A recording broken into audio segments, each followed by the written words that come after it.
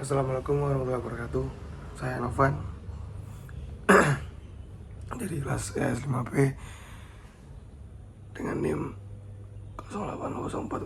080404235157. Di sini saya akan menjelaskan tentang deposito syariah, mulai dari prinsip, mekanisme, sampai tantangannya.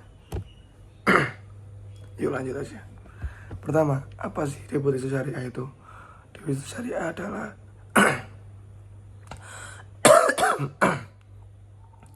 Deposito syariah adalah produk simpanan berjangka yang dikelola berdasarkan prinsip syariah tanpa bunga.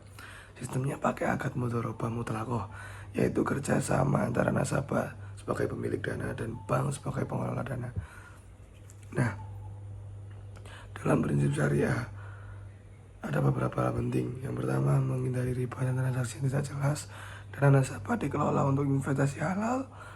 Keuntungan dibagi berdasarkan nisbah yang disepakati sejak awal, dan pastinya bank tidak memberikan bunga tetap seperti deposito konvensional. Selanjutnya, unsur-unsur dalam akad deposito syariah. Yang pertama, pihak yang terlibat itu ada 3.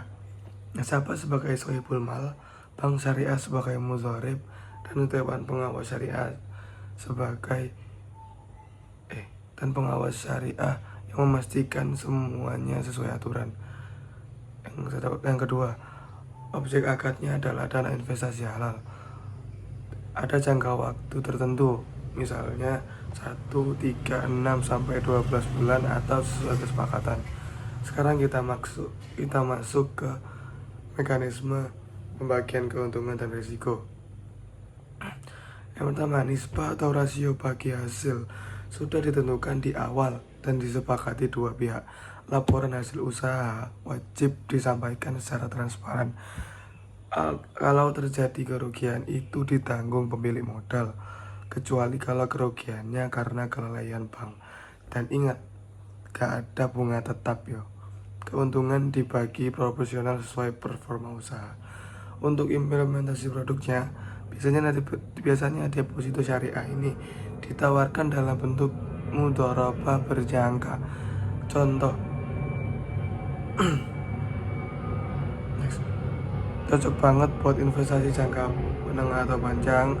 Pencairan dana cuma bisa dilakukan setelah jatuh tempo. Bank juga bisa mengeluarkan sertifikat deposito syariah sebagai bukti investasi. Dalam hal kepatuhan syariah, deposito ini mengacu pada fatwa DSN MUI nomor 3 tentang mudharabah.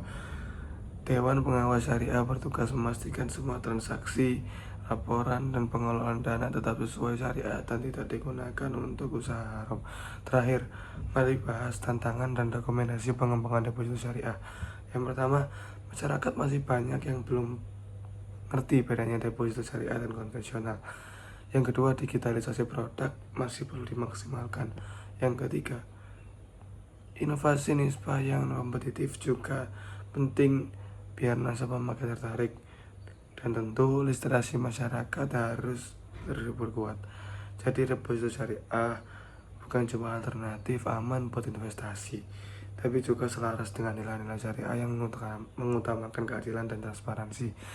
Sekian dari saya, semoga bermanfaat. Wassalamualaikum warahmatullahi wabarakatuh. Bye.